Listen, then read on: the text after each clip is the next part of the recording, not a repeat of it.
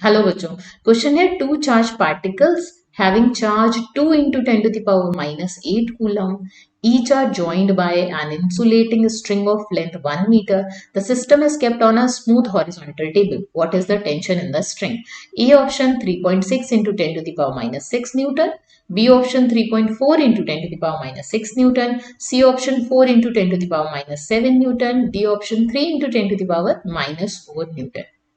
दो charge particle हैं जिनको हमने एक स्ट्रिंग से ज्वाइन कर दिया बच्चों।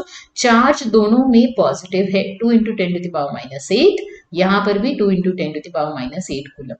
सिमिलर चार्ज है तो दोनों अपोज करने वाले एक दूसरे से दूर भागना चाहते हैं, है ना। फोर्स इधर लगा है, इस चार्ज पर फोर्स इधर लग रहा है, दूसरे की वजह से इस चार्ज पर इधर फोर्स लग रहा है। फोर्स की वैल्यू कैसे लिखते हैं? K Q1 Q2 by R square, K Q1 Q2 by R square. अब अगर इनको हमने बांध रखा है किसी स्ट्रिंग से, यहाँ पर बीच में स्ट्रिंग से बांध रखा है, तो उस स्ट्रिंग में टेंशन कितनी होगी? स्ट्रिंग में टेंशन किसी भी पॉइंट पर आप जैसे इस चार्ज के लिए निकाल सकते हो। एक फोर्स इधर F लगेगा, एक इधर टेंशन लग रही है जिससे हमने उसको बांध रखा हुआ है, और ये रुका हुआ है, इक्विलिब्रियम पर है ना, रुका हुआ है इस सिस्टम में। सो टेंशन कुछ नहीं होगी, किसी फोर्स के बराबर होगी। फोर्स की वैल्यू कैसे निकालेंगे? 9 into 10 to the power 9, ये के की वैल्यू है।